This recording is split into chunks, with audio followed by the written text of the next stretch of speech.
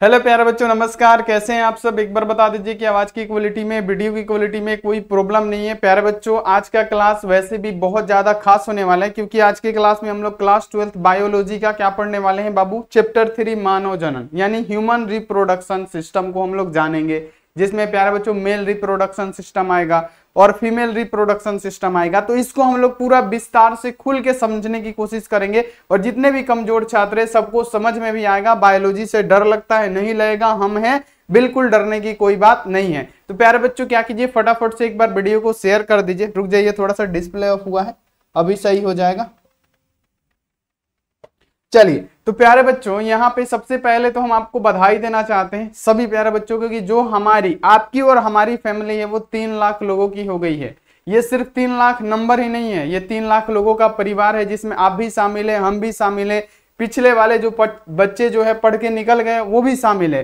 तो ये एक परिवार है, ठीक है, और इस परिवार को और बड़ा करना हमारा कर्तव्य है और आपका भी कर्तव्य है। तो प्यारे बच्चों, इस परिवार को जितना जल्दी हो सके 1 मिलियन का परिवार बनवा दीजिए। तो प्यारे बच्चों, यहाँ पे सबसे पहले तो हम आपको धन्यवाद देते हैं सभी प्यारे बच्चों का, कि आप लोग हमारे परिवार से जुड़े और हम आपसे जुड़े और हम आपको फ्री एजुकेशन दे रहे हैं। चलिए, ये तो हो गई बात। तो प्यारे बच्चों, आज का जो क्लास होने वाला है, आज की क्लास में हम लोग क्या पढ़ने वाले हैं, सभी को पता होना चाहिए कि आज की क्लास में हम लोग बायोलॉजी पढ़ने वाले हैं। बायोलॉजी के प्यारे बच्चों यहाँ पे पढ़ने वाले हैं मानव जनन, यानी कहने का मतलब क्या है, ह्यूमन रिप्रोडक्शन सिस्टम को हम लोग पढ़ेंगे, जिसमें मेल रिप्रोडक्शन सिस्टम हम बहुत अच्छी तरीके से समझा दिए थे। आज फिर रिकैप में थोड़ा सा समझाएंगे, फिर फीमेल रिप्रोडक्शन सिस्टम समझाएंगे। प्यारे बच्चों, सारी चीजें हम लोग समझने वाले हैं। तो चलिए, चैनल को फटाफट से सब्सक्राइब करके बेल आइकन को प्रेस करके ऑल पे, और लाइक नहीं किए हैं बाबू फटाफट से लाइक भी कर दीजिएगा। सभी प्यारे बच्चे इतना काम कर दीजिएगा, आज तो खुशी का दिन है, फटाफट लाइक भी कर दीजिए। और व्हाट्सएप ग्रुप में नहीं जुड़े हैं तो नंबर नोट कीजिए मेरा 9135742024। आप इस पे मैसेज करके फटाफट से ग्रुप को ज्वाइन कर लीजिए मेरे बाबू, फटाफट से। चलिए, और यहाँ पे 1 शॉट ये क्लास होने वाला है, तो सभी प्यारे बच्चों जरूर यहाँ पे पढ़िएगा। सबसे पहले हम लोग मानव जनन क्या है, तो जीवों में प्यारे बच्चों क्या अपने ही संतति संतान को उत्पन्न करना ही क्या कहलाता है, जनन की क्रिया कहलाती है। और प्यारे बच्चों, आपको पता ही होगा कि जनन महत्वपूर्ण क्यों है, क्योंकि अपने संतान को, अपने जाति को निरंतर बनाए रखने के लिए हमको जनन की आवश्यकता पड़ेगी। जैसे इंसान है तो इंसानों को जनन की आवश्यकता क्यों पड़ती है, क्योंकि वो अपनी जाति को निरंतर बनाए रखना चाहता है, ठीक है। जैसे कोई भी जानवर हो गया, उसको जनन की आवश्यकता क्यों है, क्योंकि वो अपने जाति को विलुप्त नहीं होने देना चाहता, वो अपनी जाति को निरंतर बनाए रखेगा, तभी तो ये दुनिया सृष्टि चलेगी, ठीक है। तो इसीलिए जनन की आवश्यकता होगी। अगर मानव ही जनन करना बंद कर दे तो मानव का आने वाले कई वर्षों के बाद अस्तित्व मिट जाएगा, ठीक है। तो उसी प्रकार प्यारे बच्चों, उसी अस्तित्व को न मिटाने के लिए, कि ये अस्तित्व हमारा ना मिटे, जो जीव जंतु होते जनन करते हैं, तो ये आपको पता ही होगा। उसमें हम आपको पढ़ा चुके थे कि अलैंगिक जनन होता है, लैंगिक जनन।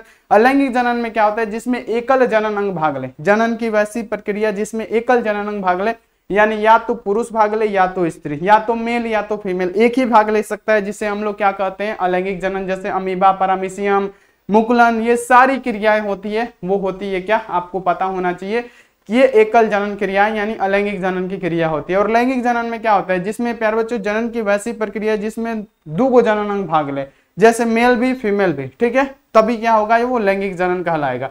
तो इतना आपको जनन तो पढ़ा चुके हैं, तो ये हम आपको रिकेप में बता रहे हैं, आप लोग समझिएगा। सबसे पहले परिभाषा जान लेते हैं कि नर जनन तंत्र क्या है। तो नर में विभिन्न अंग जैसे वृषण, सहायक नलिकाएं, वो ग्रंथि के समूह को ही हम लोग क्या कहते हैं प्यारे बच्चों, नर युग्मक कहते हैं। तो ये सारी चीजें हम आपको पढ़ा चुके हैं। तो ये प्यारे बच्चों एक एक करके हम आपको समझा देते हैं फटाफट से। बाकी हमको स्टार्ट करना है फीमेल रिप्रोडक्शन सिस्टम से, तो वहां से अच्छे से समझेंगे। देखिए, नर जनन तंत्र में सबसे पहले मुख्य अंग क्या होता है, जो वृषण होता है। वृषण क्या होता है प्यारे बच्चों, वो भी हम आपको समझाएंगे कि वृषण क्या होता है, जिसमें प्यारे बच्चों शुक्राणु का निर्माण होता है, ठीक है, वही होता है वृषण। देखिए, और सहायक अंग यानी उसके सहायता से जो सहायक अंग होते हैं वो कौन कौन से होते हैं, अधिवृषण होते हैं, जहां पे क्या होते हैं प्यारे बच्चों, शुक्राणु परिपक्व होते हैं, ठीक है। उसके बाद से शुक्रवाहिक नलिका होती है, जिसके सहायता से वो शुक्राशय तक पहुंचते हैं शुक्राणु, वो होता है। उसके बाद से रसखान नलिकाएं होती है, वृषण कोष होता है, शुक्राशय होता है। ये सारी चीजें हमारी सहायक ग्रंथि है, जिसको हम लोग देखने वाले हैं और इसको पढ़ भी लिए हैं, ठीक है। अब आते हैं सहायक ग्रंथि कौन कौन सी है, तो प्रोटिस्ट ग्रंथि है और काउपर ग्रंथि हमारी सहायक ग्रंथि होती है। किसमें, तो नर में। तो इतना आपको क्लियर हो गया होगा, क्योंकि ये सारी चीजें हमने पढ़ा रखी। अब प्यारे बच्चों एक डायग्राम आपको दिख रहा होगा। अब इस डायग्राम में देखिएगा आप लोग, क्या है ये, क्या है प्यारे बच्चों, ये हमारा मेल रिप्रोडक्शन सिस्टम का एगो क्या है, चित्र है, जिसमें वृषण क्या होता है, ये जो गोल वाला है ना यही वृषण है, ये जो गोल वाला है ये वृषण होता है। जैसे मानव में क्या होता है, वृषण होता है, वृषण एक जोड़ा होता है। एक जोड़े का मतलब क्या, एक जोड़ा का मतलब क्या हुआ बाबू, यहाँ पे देखिए, इससे तो यहाँ पे थोड़ा सा कलर चेंज कीजिए। एक जोड़ा का मतलब क्या, एक जोड़ा का मतलब हो गया बाबू, याद रखना है कि एक जोड़ा मतलब क्या, एक जोड़ा में दो आता है, यानी दो वृषण होता है। दो वृषण हमारा क्या होता है। और ये जो नर जनन अंग होता है ना, ये शरीर के बाहर ही होता है, शरीर के बाहर ही या वाला ये हिस्सा होता है। क्यों, क्योंकि इसको शरीर के टेम्परेचर से थोड़ा सा कम टेम्परेचर चाहिए था, 2 से 3 डिग्री। उसी में क्या होते हैं, हमारे शुक्राणु बनते हैं। सारी चीजें देखेंगे अभी, पहले आप लोग यहाँ पे देख लीजिए, ये क्या है, ये गोल वाला हमारा क्या होता है, वृषण होता है। जैसे यहाँ पे एक वृषण है, यहाँ पे सभी मेल में, फीमेल में वृषण नहीं होता है। जितने भी मेल है, जितने भी मनुष्य में मेल है, मेल में क्या होता है, 2 वृषण होता है, सबके पास होता है। इसमें यह नहीं है कि कोई लड़का है उसके पास वृषण नहीं है। तो अगर वृषण नहीं है तो किसकी गिनती में आएगा, उसी को बोलते हैं हिजड़ा या छक्का या किन्नर, उसी को बोलते हैं। कि अगर वृषण नहीं है तो क्या हो जाएगा, वही कहलाएगा।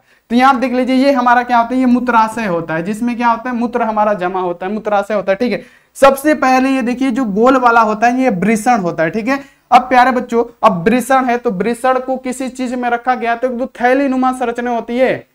वृषण में एक थैली नुमा चमड़ा क्या होती है, संरचना होती है, उसे हम लोग क्या कहते हैं, तो प्यारे बच्चों वृषण कोश कहते हैं। वृषण कोश में क्या रहता है, तो वृषण उपस्थित रहता है। समझिएगा, ये जो वृषण होता है ना, मान लीजिए कि 2 वृषण है, तो किस में, एक वृषण कोश थैली नुमा संरचना होती है, सभी मेल में होती है। ठीक है, तो प्यारे बच्चों वो क्या होता है, हमारा वृषण कोश होता है। अब जब इसमें शुक्राणु बनते हैं तो प्यारे बच्चों क्या कहते हैं, ये शुक्रवाहिका, यानी कहने का मतलब क्या, यहाँ पे याद रखना है कि वृषण कोश में आते हैं। यहाँ पे सॉरी, मतलब यहाँ पे किस में आते हैं, अधिवृषण। ये जो भाग है ना, यहाँ पे याद रखिएगा, ये जो भाग है ये हमारा अधिवृषण।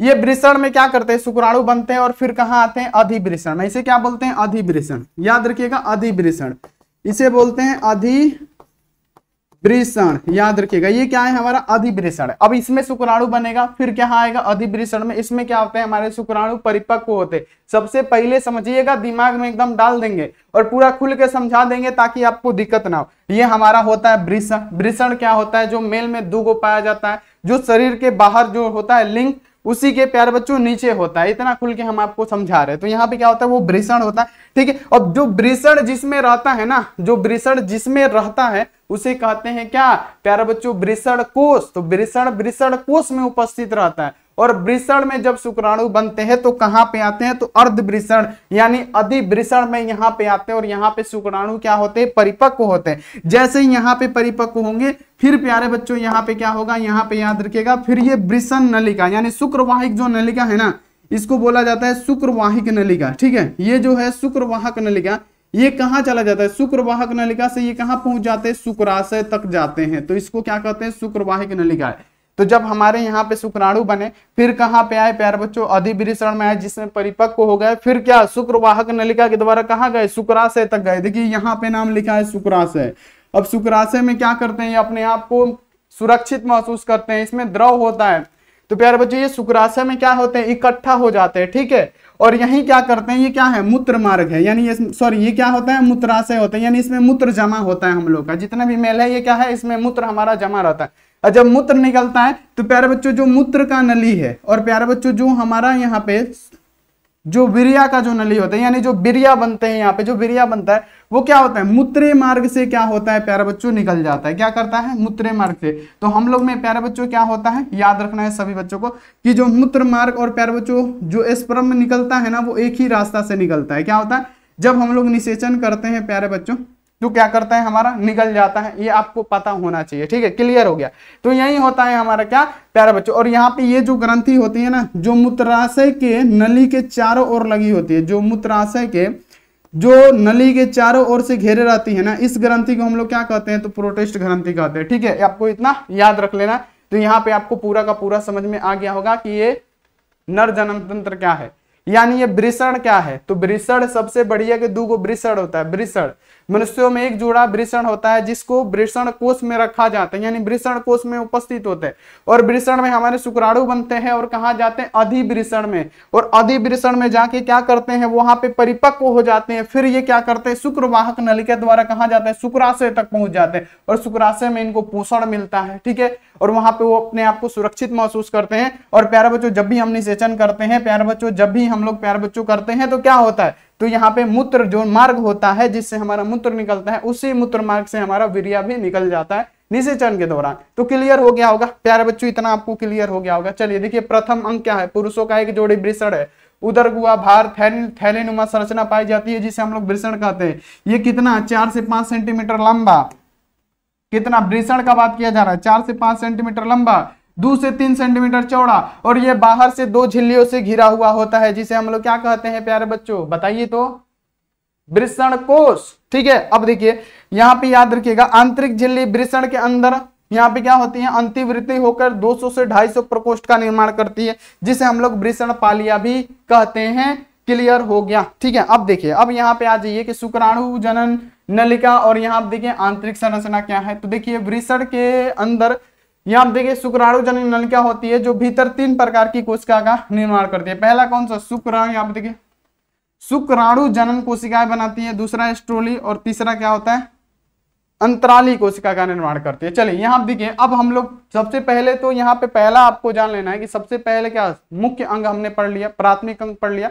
सबसे मेन पुरुषों में सबसे मेन क्या है, वही वृषण है जो सब बच्चों के पास होता है, यानी मेल के पास होता है। ठीक है, वही होता है हमारा वृषण। ठीक है, वो वृषण सबके पास है, अगर नहीं है तो समझिए कि अगर 2 वृषण है, 2 वृषण सबके पास होता है, अगर किसी के पास 1 वृषण है तो क्या कहलाएगा, तो वो भी पुरुष ही कहलाएगा। ठीक है, वो भी पुरुष ही कहलाएगा। अगर 2 वृषण है, दोनों में से एक को ना हो, गायब हो, अब वृषण गायब हो तो क्या कहलाएगा, तो प्यारे बच्चों उसी को बोला जाता है हिजड़ा या छक्का बोला जाता है। ठीक है, आप लोग समझ सकते हैं। अब देखिए जो सहायक ग्रंथियां है वो कौन कौन सी है, ये हमारा वृषण जो है ना, ये वाला जो वृषण है, ये वाला जो हिस्सा है प्यारे बच्चों ये हमारा मुख्य है। और सहायक कौन कौन से होगा, वृषण कोश होगा, जिसमें वृषण हमारा क्या होता है, उपस्थित रहता है, वृषण कोश। अब वृषण कोश क्या होता है, तो वृषण यहाँ देखिए वृषण जिस थैलीनुमा संरचना में उपस्थित होता है उसे हम लोग वृषण कोश कहते हैं। तो बाबू हम आपको कब से क्या समझा रहे थे कि जो वृषण जो थैलीनुमा संरचना जो होता है उसमें अगर रहता है तो उसी को हम लोग क्या कहते हैं, वृषण कहते हैं। वृषण कोश उदर गुहा के बाहर इसलिए उपस्थित होता है जिससे वृषण का तापमान शरीर के तापमान से 2 से 3 डिग्री सेल्सियस क्या होता है, कम होता है। तो प्यारे बच्चों जो नर जनन अंग है वो पूरा शरीर के क्या है, वो बाहर होता है, आप लोग भी देखे होंगे है ना। जो नर जनन अंग है वो क्या होता है, पूरा शरीर के बाहर होता है, बाकी सब चीज अंदर होता है। जो नर जनन अंग जैसे वृषण हो गया, हमारा लिंग हो गया, वो क्या होता है, शरीर के बाहर होता है। और आप लोग इसको मजाक में मत लीजिए, हंसी हाहा मत कीजिए, समझिए, यही सब आता है बाबू, पढ़िए समझिए। ठीक है, तो ये क्यों बाहर ही लटका होता है, ये अंदर ही क्यों नहीं होता है, ये लिंग हमारा पेट में क्यों नहीं है, नहीं इसलिए है कि शरीर के टेम्परेचर से 2 से 3 डिग्री कम होता है और शुक्राणु बनने के लिए 2 से 3 डिग्री कम ही टेम्परेचर चाहिए। तो प्यारे बच्चों ये क्या होता है, इसलिए लटका रहता है ना, तो याद रखना है इतना, ये शरीर के बाहर ही होता है, लटका रहता है। ठीक है, और गर्मियों में क्या होता है, वृषण ज्यादा लटक जाता है, ये भी आप लोगों ने देखा होगा। जबकि ठंडियों में क्या होता है, टेम्परेचर कम होने के कारण ये क्या होता है, एकदम सुटका हुआ रहता है। तो ये सारी चीजें ध्यान में रखिएगा, मजाक में मत लीजिए, पढ़ाई कीजिए।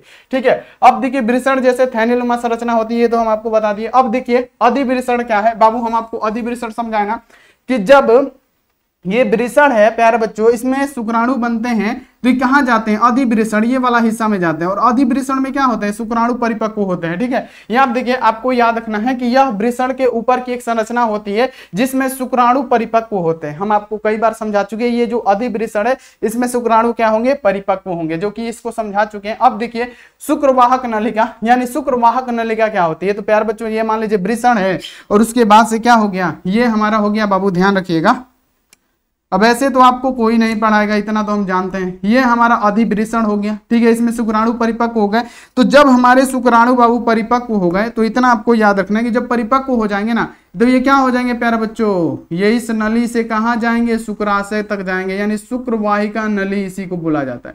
क्या बोला जाता है, शुक्रवाहिका नली। किसे बोला जाता है, तो ये जो लाल वाला है ना, ये शुक्रवाहिका नली है। जो क्या करता है, शुक्रवाहिका नली क्या करता है, यह वृषण तथा अधिवृषण में बने जितने भी शुक्राणु होते हैं उनको शुक्राशय तक ले जाता है। इसमें शुक्राणु बना, शुक्राणु परिपक्व हो गया और इसी रास्ते से कहां तक लेके चला गया, शुक्राशय तक लेके चला गया। तो इसे क्या कहेंगे, शुक्राशय कहेंगे। समझिएगा, इसे बायो के टीचर भी आपके नहीं पढ़ाएंगे, समझ लीजिएगा शुक्राशय क्या होता है। अब प्यारे बच्चों जैसे हमने आपको बताया, सबसे पहले हमने आपको क्या बताया कि ये वृषण है और वृषण में शुक्राणु बन के आ गए यहाँ पे क्या, परिपक्व होने। ठीक है, परिपक्व जब हो गए तो जब परिपक्व हो गए चेला तो प्यारे बच्चों क्या होते हैं, फिर ये किससे, तो यहाँ पे आपको याद रखना है कि जब परिपक्व हो गए तो ये शुक्रवाहक नलिका द्वारा कहाँ चले जाते हैं, शुक्राशय तक। ये शुक्रवाहक नलिका क्या होती है, शुक्राशय तक ले जाती है शुक्राणुओं को। ठीक है, अब ये शुक्राशय क्या होता है, अब यहाँ पे ये भी तो बात आ गया कि आखिर है शुक्राशय है क्या। तो प्यारे बच्चों शुक्राशय क्या है, इसमें पोषण मिलता है किसके, शुक्राणुओं को पोषण मिलता है। यही है शुक्राशय जिसमें शुक्राणुओं को पोषण मिलता है। तो यहाँ पे प्यारे बच्चों सबसे पहले समझिएगा आप लोग, यहाँ पे हम कहना क्या चाहते हैं कि यह एक ग्रंथि होती है जिसमें शुक्राणु लंबे समय तक क्या कहते हैं, अपने आप को सुरक्षित रखते हैं और इसका पोषण होता है। जितने भी शुक्राणु होते हैं अपने आप को सुरक्षित रखते हैं और शुक्राणुओं का पोषण होता है। इसमें किसमें, इसमें जल होता है। ठीक है, तो यहाँ पे क्या होता है प्यारे बच्चों, शुक्राशय में क्या होता है, शुक्राणुओं का पोषण, है ना, शुक्राणुओं का पोषण। देखिए वृषण में क्या होगा, मुख्य जनन अंग हमारा वृषण हो गया, वृषण में क्या हो गया, शुक्राणु बन गए। जब शुक्राणु बने तो अधिवृषण में परिपक्व हो गए, फिर शुक्रवाहिका नलिका द्वारा कहाँ गए, शुक्राशय तक गए, और शुक्राशय में क्या हो गया, अपने आप को सुरक्षित महसूस कर रहे हैं, उसी में क्या है, लंबे समय तक टिके रहते हैं। ठीक है, हो गया, तो ये आपको समझ में आ गया होगा। अब देखिए प्यारे बच्चों, मूत्रवाहिनी, यानी मूत्रवाहिनी का मतलब क्या, जो मूत्र नलिका है ये क्या है हमारा, इसमें मूत्र जमा होता है। ठीक है, याद रखना है, ये मेल का, ये भी फीमेल का भी पढ़ाना है, भागिएगा मत। ये क्या है, ये मेल का है, इस क्या है, ये मूत्राशय, यहाँ पे मूत्र हमारा जमा रहता है। और मूत्र कैसे निकलता है, तो ये मूत्र नलिका द्वारा डायरेक्ट बाहर हम लोग क्या कर देते हैं, फेंक देते हैं, इसको क्या कर देते हैं, बाहर फेंक देते हैं। यानी क्या होता है, जब वीर्य भी हमारा बनता है प्यारे बच्चों, जब निषेचन की क्रिया होती है तो ये क्या होता है, इसी रास्ते से, और कोनो रास्ता नहीं है, इसी रास्ते से वीर्य भी हमारा निकल जाता है। ये भी आपको पता हो जाना चाहिए। यानी यह मूत्र तथा शुक्राशय को बाहर करने की नली होती है। ये मूत्र हो चाहे शुक्राशय, इसको बाहर करने की एक नली होती है जिसे हम लोग क्या कहते हैं, मूत्रवाहिनी कहते हैं। ठीक है, आपको याद रखना है, इसी से हमारा मूत्र भी निकलता है और शुक्राशय भी निकलते हैं। ठीक है, क्लियर क्लियर, दिमाग में फिट। चलिए अब यहाँ पे चलिए आगे बढ़ते हैं कि सहायक ग्रंथि आप कौन कौन सी है प्यारे बच्चों, ग्रंथि होती है ना, तो जो मूत्र नलिका के चारों ओर था, हम आपको समझा चुके हैं प्यारे बच्चों, यहाँ पे जो मूत्र नलिका के चारों ओर था, यानी कहने का मतलब यह एक यहाँ पे देखिए सघन ग्रंथि है जो मूत्र नलिका के आधार के चारों ओर होती है। वीर्य का यहाँ पे देखिए लगभग 20 से 30% भाग यही बनाती है। यानी प्यारे बच्चों ये मूत्र नलिका के चारों ओर होती है, इसी को प्रोटेस्ट ग्रंथि कहते हैं। प्यारे बच्चों याद रखिएगा, मेरा चेला लोग याद रखिएगा, चला याद रखिएगा। ठीक है, सभी बच्चे याद रखिएगा, क्या है, यही होता है हमारा प्रोटेस्ट ग्रंथि। जो मूत्र, ये क्या है, मूत्र नलिका है, इसी के चारों ओर रहता है, यही क्या होता है, प्रोटेस्ट ग्रंथि होता है। तो एक एक चीज हम आपको समझाते चल रहे हैं। जो वीर्य का 20 से 25% भाग क्या करता है, निर्माण करता है, यहाँ पे आपको ध्यान में रखना है। अब देखिए काउपर ग्रंथि क्या है, इसका श्रवण यहाँ देखिए, यहाँ पे क्या होता है, शिश्न में स्नेह का कार्य करता है, यह एक जोड़ी का होता है। ठीक है, आपको पता चल गया, यह नर हार्मोन है। कौन, तो यहाँ देखिए पूछ देगा कि टेस्टोस्टेरोन क्या है, टेस्टोस्टेरोन कौन सा हार्मोन है, तो प्यारे बच्चों उस समय आपको घबराना नहीं है। टेस्टोस्टेरोन क्या है, टेस्टोस्टेरोन क्या है, ये हमारा नर हार्मोन है। तो नर हार्मोन आप लोग याद रखिएगा, यहाँ पे याद रखिएगा, यह नर हार्मोन है जो अंतराली कोशिका से स्रावित होता है और यह नर जनन अंगों के विकास व शुक्राणु को परिपक्व करने में सहायता करता है। तो इतना आपको पूरा क्लियर हो गया होगा। अगर आपसे अब पूछ देगा कि वृषण क्या, नर जनन तंत्र का फिगर बनाए और नर जनन तंत्र के बारे में लिखे, 5 नंबर का क्वेश्चन है, क्या बात है कि आप नहीं लिख सकते, लिख सकते हैं कि नहीं, लिख सकते हैं 100%, क्योंकि आपको पता है कि मुख्य अंग हमारा होता है वृषण होता है, वृषण जिसमें रहता है उसे वृषण कोश कहते हैं। ठीक है, फिर वृषण में शुक्राणु का निर्माण होता है, शुक्राणु कहाँ आते हैं, अधिवृषण में, जहां पे वो परिपक्व होते हैं। फिर वृषण नलिका होती है, यानी प्यारे बच्चों यानी कहने का मतलब क्या, यहाँ पे कौन नलिका होती है, तो यहाँ पे हम आपको फिर से समझा देते हैं। जो हमारा होता है क्या, शुक्रवाहक नलिका होती है, यानी सॉरी शुक्रवाहक, यानी जो शुक्राशय को क्या करती है, यानी शुक्रवाहक नलिका, यानी जो शुक्राणु होते हैं ना उसको शुक्राशय तक ले जाते हैं। और शुक्राशय में क्या होते हैं, शुक्राणु अपने आप को सुरक्षित महसूस कर पाते हैं, लंबे समय तक वहीं पे टिके रहते हैं। ठीक है, तो इतना आपको क्लियर हो गया। और फिर जब हम लोग निषेचन करते हैं तो ये मूत्र मार्ग की जो नली होती है ना, इसी से हमारे क्या होते हैं, शुक्राणु निकल पाते हैं। ठीक है, क्लियर हो गया कि नहीं। चलिए अब आइए यहाँ पे, अब आ जाइए यहाँ पे मादा पे आइए प्यारे बच्चों, स्त्री का। अब यहाँ पे हम लोग पुरुष पढ़ लेंगे। पुरुष का मेन क्या है, वही है जिसको बोलते हैं क्या, वृषण। मेन क्या है, वृषण है, ठीक है।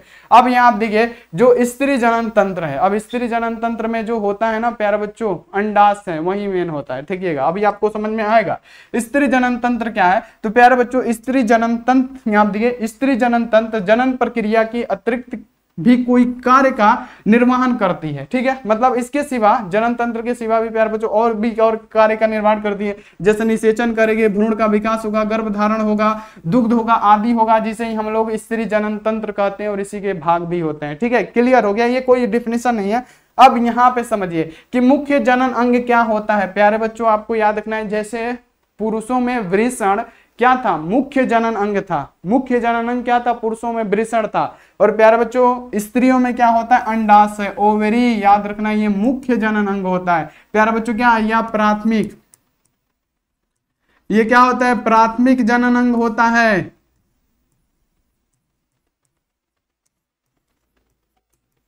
ये क्या होता है, प्राथमिक जनन अंग होता है, याद रखना है। और सहायक कौन कौन सा हो जाएगा, अंडवाहिनी हो जाएगा, गर्भाशय हो जाएगा, गर्भाशय ग्रीवा हो जाएगा, योनि हो जाएगा। ये सारे के सारे क्या होते हैं प्यारे बच्चों, आपको याद रखना है कि ये सारे सहायक होते हैं। लेकिन मेन हमारा क्या है, जो अंडाशय है वो है, ओवरी है वो है, वो किस में, तो फीमेल में। तो फीमेल के बारे में चलिए पढ़ते हैं। अब देखिए कि स्त्री जनन तंत्र यानी फीमेल रिप्रोडक्शन सिस्टम क्या होता है प्यारे बच्चे। यहाँ आप देखिए जो नीचे का भाग होता है योनि होता है, ठीक है। सबसे पहले जान लेते हैं यही हमारा क्या होता है प्यारे बच्चों, याद रखिएगा, जितने भी सारे स्टूडेंट हैं याद रखिएगा, यही हमारा अंडाशय होता है।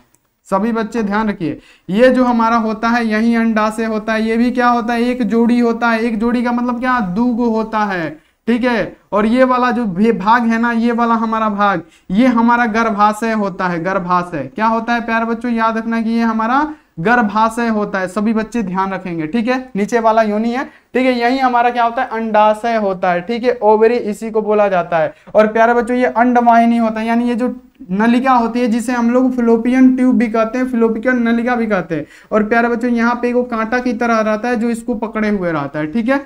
ठीक है, यहाँ पे आप लोग इसको समान मतलब बढ़िया से पढ़ लीजिएगा, ठीक है। सबसे पहले हम लोग देखते हैं कि जो अंडाशय होता है, अंडाशय ये हमारा क्या होता है, अंडाशय होता है। जो मादों में क्या होता है प्यारे बच्चों, मादा में भी दूगो मतलब एक जोड़ी होता है, ये भी आपको याद रखना। और यही सबसे मुख्य है, बाकी सब तो सहायक है, लेकिन मुख्य हमारा क्या है, यही अंडाशय है। देखिए यहाँ पे समझिए कि हम मादा का प्राथमिक लैंगिक अंग है, यानी कहने का मतलब क्या, यह मादा का प्राथमिक लैंगिक अंग है जो मादा युग्मक अंडक का निर्माण और प्यारे बच्चों यहाँ पे क्या करती है, याद रखना है कि यहाँ पे एस्ट्रोइड नामक हार्मोन का उत्पादन करता है। तो अगर आपसे पूछे अंडाशय में कौन सा हार्मोन निकलता है तो ऑब्जेक्टिव में पूछ सकते हैं, तो आपको बताना है एस्ट्रोइड नामक हार्मोन का उत्पादन करती है। अब फीमेल वाला है तो फीमेल वाला उतना खुल के हम नहीं बता सकते, सॉरी बाबू, फटाफट से देख लीजिएगा। मेल वाला था तो उसका प्यारा बच्चों हम ट्रीटमेंट कर दिए, आपको बता दिए, पूरा खुल के बता दिए। लेकिन इसमें थोड़ा सा अपनों भी लाज शर्म है तो थोड़ा सा बचाना पड़ेगा, ठीक है। तो आपको ऊपरे ऊपरे थोड़ा सा समझाएंगे। अब देखिए उदर के नीचे दोनों ओर एक एक अंडाशय, यानी उदर के जो नीचे होगा दोनों ओर एक एक अंडाशय होता है, एक अंडाशय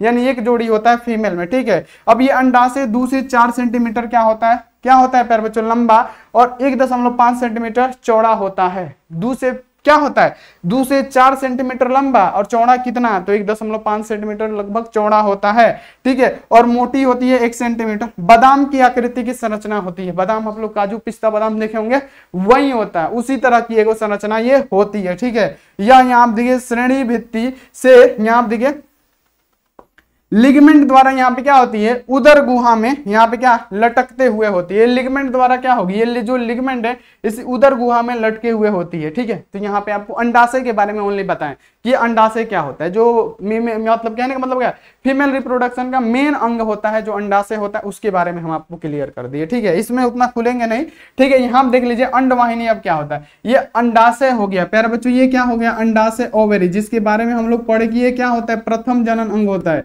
क्या होता है प्यारे बच्चों, प्रथम जनन अंग होता है।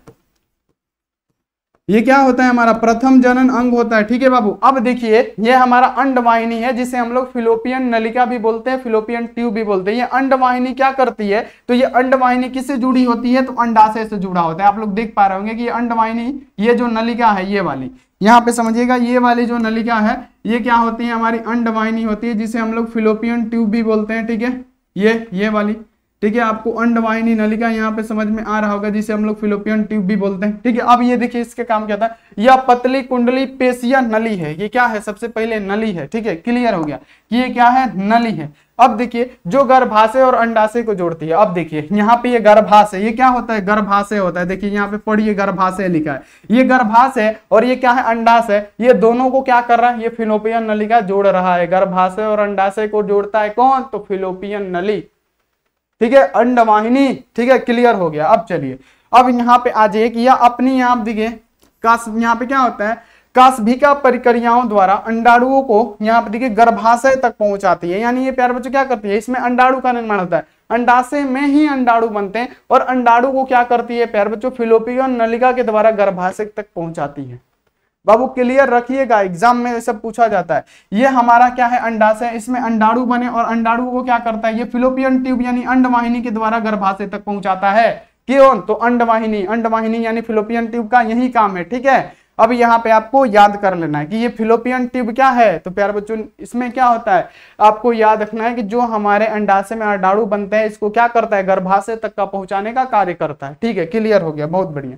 अब देखिए कि गर्भाशय क्या है, गर्भाशय, ये गर्भाशय क्या होता है, जिसमें हमारे शिशु को पालन पोषण होता है। हमारे शिशु जो होते हैं, जैसे जितने भी फीमेल के बच्चे होते हैं पेट में ना हो रहते हैं, यानी गर्भाशय में रहते हैं। ये गर्भाशय में क्या होता है, उनका परवरिश होता है, यानी विकास होता है, भ्रूण का विकास होता है। ठीक है, तो यहाँ देखिए गर्भाशय क्या है, मादा में केवल एक गर्भाशय पाया जाता है। देखिए मादा में केवल ओनली एक गर्भाशय होता है, लेकिन अंडाशय दूगो, अंडाशय दूगो गर्भाशय एक होता है। ठीक है, जिसे बच्चेदानी भी कहते हैं। कितना सारे लोगों का, जितने भी फीमेल होती हैं उनकी बच्चेदानी का ऑपरेशन करा लिया जाता है ताकि पॉपुलेशन भी ना बढ़े, इसलिए भी होता है। और कितना इसमें इन्फेक्शन भी हो जाता है जिसे प्यारे बच्चों निकलवा दिया जाता है। ठीक है, तो ये इसी को बोला जाता है बच्चेदानी, जहाँ पे बच्चे क्या कहते हैं, बच्चों का भ्रूण का, यहाँ पे क्या होता है, बच्चों को यहाँ पे पोषण प्रदान मिलता है, वहां पे प्यारे बच्चों बच्चे तैयार होते हैं। ठीक है, शिशु तैयार होते हैं। अब यहाँ देखिए ये 8 सेंटीमीटर लंबी, ये 8 सेंटीमीटर लंबी खोखली यहाँ पे क्या होती है, खोखली पेशिया होती है। 8 मीटर लंबा होता है और खोखले पेशिया होता है। इसमें रक्त की प्रचुर मात्रा पूर्ति होती है। इसमें क्या होता है, रक्त का प्रचुर मात्रा जाता है, तभी तो प्यारे बच्चों भ्रूण का अच्छे से विकास होता है। बच्चों यहाँ पे जो भी शिशु होते हैं उनका विकास होता है। ठीक है, यहाँ पे क्या होता है, याद रखना है कि इसमें रक्त का प्रचुर मात्रा क्या होता है, पूर्ति होता है। और यह भी यहाँ देखिए श्रेणी भित्ति से लिगामेंट द्वारा जुड़ी होती है। क्या होती है, श्रेणी भित्ति से लिगामेंट द्वारा जुड़ी होती है। इसकी ऊपर भाग फिलोपियन नलिका में क्या होती है, यानी जो इसका ऊपरा भाग है, यानी ये जो इसका ऊपरा भाग है इसको क्या बोलते हैं, फिलोपियन नलिका। ये जो इसका ऊपरा भाग है क्या है, फिलोपियन नलिका। इसका गर्भाशय का ऊपरा भाग फिलोपियन नलिका तथा निचला भाग यहाँ पे ग्रीवा से जुड़ा होता है। इसका ऊपरी भाग फिलोपियन नलिका से, जबकि निचली भाग ग्रीवा से जुड़ा होता है। तो ये भी आपको प्यारे बच्चे याद रख लेना है। ठीक है, अब यहाँ पे आप लोग याद रखिएगा। तो ये इंग्लिश मीडियम वाले के लिए आप लोग समझ लीजिएगा। ठीक है, समझ में तो वहीं रहा होगा। अब प्यारे बच्चों यहाँ पे आइए कि गर्भाशय तो हम लोग समझ लिए कि गर्भाशय कितना, मतलब गर्भाशय के 3 स्तर होते हैं। सबसे पहले याद रखिए गर्भाशय ये जो स्तर है ना, ये 3 स्तरों से मिलकर बना होता है। कौन कौन स्तर होता है, पतली झिल्ली, यहाँ पे झिल्ली में, यानी आप देखिए आपको याद रख लेना है परिगम्य भारसीय जो होता है, और मध्य मोटा यानी गर्भाशय पेशी स्तर मध्य होता है। आंतरिक यहाँ पे ग्रंथिल, यहाँ पे क्या होता है स्तर यानी अंत स्तर होता है। यानी पहले का मतलब क्या, ये होता है पतला, मध्य और अंतर। यानी प्यारे बच्चों पहला, मध्य और अंतम इसका भाग होता है। यहाँ पे आपको याद कर लेना है। अब देखिए योनि क्या होता है, योनि आप लोग समझ गए होंगे, जिसे हम लोग वजाइना के नाम से भी जानते हैं। हम पहले ही बोले थे कि इसको खुल के हम नहीं समझाने वाले हैं, आप लोग प्लीज अपने से कर लीजिएगा, नहीं तो खुल के समझाने का तो वैसा समझा देंगे कि दिमाग में फिट हो जाएगा, लेकिन नहीं समझाएंगे। ठीक है, अपना भी लाज शर्म है। ठीक है, ये देखिए योनि क्या होती है, तो गर्भाशय की पतली ग्रीवा द्वारा योनि में बदले होते हैं। यानी जो गर्भाशय की पतली ग्रीवा है ना, यहीं आगे चल के क्या बदल जाता है, योनि में बदल जाता है। ठीक है, अब यहाँ आप देखिए योनि, आप देखिए मैथुन के समय प्यारे बच्चों जब यहाँ पे मैथुन की क्रिया होती है, मैथुन भी नहीं बताएंगे क्या होता है, मैथुन की क्रिया के समय क्या होता है, पुरुष का जो स्पर्म होता है यानी जो वीर्य होता है उसको क्या करती है, ग्रहण, यानी योनि का काम वही होता है जो पुरुष के स्पर्म होते हैं उसको ग्रहण करना। ठीक है, क्लियर हो गया। तो इतना ही जानिए, इससे ज्यादा मत जानिए, अपने से जानिएगा। अब देखिए यहाँ पे स्तन ग्रंथियां क्या होती है, जिससे हम फीमेल में दुग्ध का स्राव होता है। ठीक है, जल्दी जल्दी समझा रहे ताकि इसका ऑब्जेक्टिव भी तो कराना है अभी। ठीक है, मजा आएगा ऑब्जेक्टिव करके। यानी अब आपसे पूछा जाएगा कि स्तन ग्रंथियां क्या होती है, फटाफट से समझ लीजिए। स्तन ग्रंथियां जिससे दुग्ध का निर्माण होता है, उसका भी फिगर लगा देते लेकिन समझा देते, लेकिन अच्छा नहीं लग रहा था। कितना तो टीचर ये छोड़ देते हैं, लेकिन हम आपको कैसे भी समझा रहे हैं ना, समझिए। अब देखिए स्तन ग्रंथियां सभी मादा स्तनधारियों का यहाँ देखिए अभिलक्षण है। स्तनों में विभिन्न प्रकार का वसा तथा प्यारे बच्चों क्या होता है, ग्रंथिल उत्तक होते हैं, यानी इसमें बहुत ज्यादा वसा और ग्रंथिक उत्तक होते हैं। ठीक है, अब यहाँ देखिए प्रत्येक स्तन में 15 से 20 क्या होता है में ग्रंथिक उत्तल की पालियां होती है। प्रत्येक पाली में कूपी यहाँ पे कोशिकाओं का समूह होता है। यह कूपी दुग्ध स्रावित करता है। तो यहाँ पे आपको इतना भी याद रखना है, कूपी के दुग्ध स्रावित होकर स्तन नलिकाओं में जाते हैं। कूपी से जो दुग्ध स्रावित होगा वो स्तन नलिकाओं में आएगा, फिर स्तन नलिकाओं में आएगा तो क्या होगा, प्रत्येक पाली की स्तन नलिकाएं मिलकर अस्तवाहिनी बनाती है। यानी प्रत्येक पाली जितना भी 15 से 20 है ना, वो पाली मिलकर एक स्तन नलिका में जाते हैं। और स्तन नलिका क्या करता है प्यारे बच्चों, यहाँ पे अस्तवाहिनी का निर्माण करता है। क्या करता है, अस्तवाहिनी का निर्माण करता है। प्रत्येक यहाँ देखिए अस्तवाहिनी, यहाँ देखिए तुम्बिका बनाती है जो दुग्ध वाहिनी से जुड़े होते हैं। वो तुम्बिका बनाती है जो दुग्ध वाहिनी से जुड़े होते हैं। तो प्यारे बच्चों ये हल्का फुल्का समझा रहे हैं, आप लोग अपने से पढ़ लीजिएगा ना, पूरा आपको समझ में आ जाएगा 100%। ठीक है, क्लियर हो रहा है ना, इतना भी तो आपको समझा रहे हैं ना, मजा आ रहा है ना। ठीक है, अब देखिए युग्मक जनन क्या है, फटाफट से कर लेते हैं। मानव जनन का मतलब क्या, मानव का जनन कैसे होता है यही जानना है। तो मानव का जनन कैसे होगा, तो नर जनन शुक्राणु और मादा जनन अंडाणु आपस में संयोग करेंगे। ठीक है, निषेचन की क्रिया में तो क्या होगा प्यारे बच्चों, हमारा भ्रूण का निर्माण होगा, यानी यहाँ पे जनन होगा, है ना, सबको पता है। तो वही चीज तो जानना है कि ये शुक्राणु क्या होता है, ये अंडाणु क्या होते हैं। शुक्राणु कहाँ बनते हैं, अंडाणु कहाँ बनता है, तो अंडाणु फीमेल में बनता है। ठीक है, और शुक्राणु मेल में बनता है, वही तो पढ़ना है। अब देखिए युग्मक जनन क्या है, गैमेटोजेनेसिस क्या है। अब देखिए गैमेटोजेनेसिस क्या आता है, युग्मक जनन। तो युग्मक जनन का अर्थ है दो विभिन्न प्रकार के युग्मकों का निर्माण। इस क्रिया को नर जननांग से, यहाँ पे क्या होता है, नर जननांग वृषण से नर युग्मक तथा मादा जननांग अंडाशय से मादा युग्मक का निर्माण करती है। प्यारे बच्चों यही तो बता है कि युग्मक जनन क्या है, युग्मक जनन। तो युग्मक जनन क्या है, तो प्यारे बच्चों युग्मक जनन किसे कहते हैं, तो जब नर जनन शुक्राणु और मादा जनन अंडाणु आपस में संयोग करके प्यारे बच्चों क्या करते हैं, जनन करते हैं, तो उसी को हम लोग युग्मक जनन कहते हैं। ठीक है, अब देखिए नर में युग्मकों के निर्माण की क्रिया शुक्राणु जनन से होती है। बाबू सबसे इंपॉर्टेंट क्वेश्चन, नर में युग्मक का निर्माण किसके द्वारा, तो नर में शुक्राणु, और शुक्राणु किसमें बनते हैं, तो वृषण में बनते हैं। इतना क्लियर हो गया। अब देखिए मादा में युग्मकों के निर्माण की क्रिया अंड जनन, प्यारे बच्चों अंडाणु। ठीक है, ये भी आपको क्लियर हो गया। चलिए अब यहाँ पे आइए कि शुक्राणु की संरचना कैसी होती है। ये स्पर्म होते हैं, स्पर्म में क्या पाया जाता है, शुक्राणु। और जो शुक्राणु होते हैं ना, इसको आप अपनी आंख से नहीं देख सकते हैं, इसको सूक्ष्मदर्शी की सहायता से देखा जा सकता है। ठीक है, अब देखिए प्रत्येक शुक्राणु पतले व लंबे होते हैं। शुक्राणु ऐसे होते हैं, ठीक है, जिनका केवल सूक्ष्मदर्शी की सहायता से हम लोग क्या कर सकते हैं, देख सकते हैं। इसके विभिन्न भाग होते हैं। पहला होता है ये हेड। हेड पे क्या होता है, ये हमारा हेड होता है, याद रखिएगा, ये जो होता है शुक्राणु का हेड होता है। ठीक है, अब यहाँ पे याद रखना है कि यह शुक्राणु का शीर्ष भाग होता है, जिसमें एक बड़ा सा यहाँ पे अगुणित केंद्रक होता है, जिसके आगे टोपी नुमा संरचना पाई जाती है, जिसे हम लोग क्या कहते हैं, एक क्रोमोसोम कहते हैं। यहाँ पे ये जो टोपी नुमा संरचना है ना, इसे हम लोग क्या कहते हैं, एक क्रोमोसोम कहते हैं।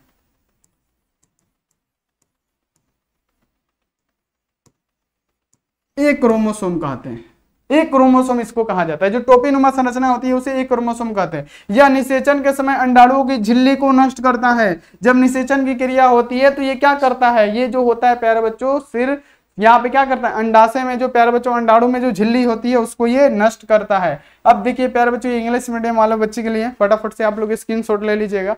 अब देखिए जो नेक होता है, यानी प्यारे बच्चों ये जो मिडिल होता है, वो किसका काम क्या होता है, यह प्यारे बच्चों छोटा सा भाग होता है। इसमें दो यहाँ देखिए तार केंद्र होता है। पहला होता है अग्रस्थक तार केंद्र, यहाँ पे दूसरा होता है ईर्षस्थ तार केंद्र। क्या, इरसद तार केंद्र। अब यहाँ आप देखिए प्यारे बच्चों, जो मिडिल वाला होता है ना, ये जो मिडिल होता है, ये जो मिडिल होता है, ये मिडिल क्या करता है, इस भाग को शुक्राणु का सशक्ति ग्रहण कहते हैं। यानी इसको हम लोग शुक्राणु का शक्ति ग्रहण कर रहे हैं। इसमें सूक्ष्म नलिकाएं होती है जिसमें माइटोकॉन्ड्रिया पाए जाते हैं, जो शुक्राणुओं को गति प्रदान करते हैं। यानी प्यारे बच्चों, इसको चलने में गति प्रदान करते हैं, ऊर्जा को। यानी यहाँ पे जो मिडिल प्लेस है प्यारे बच्चों, ये क्या करता है, ये शुक्राणु को गति, यहाँ पे याद रखना है, ये क्या करता है, ये जो मिडिल प्लेस है एक शुक्राणु को क्या करता है, गति प्रदान करता है और ऊर्जा प्रदान करता है, गति और ऊर्जा प्रदान करता है। तो यहाँ पे आपको क्लियर कर लेना है कि ये शुक्राणु को गति और ऊर्जा प्रदान करता है। देखिए अब यहाँ पे आप देखिए टेल जो होता है, जो पूंछ होता है, इसका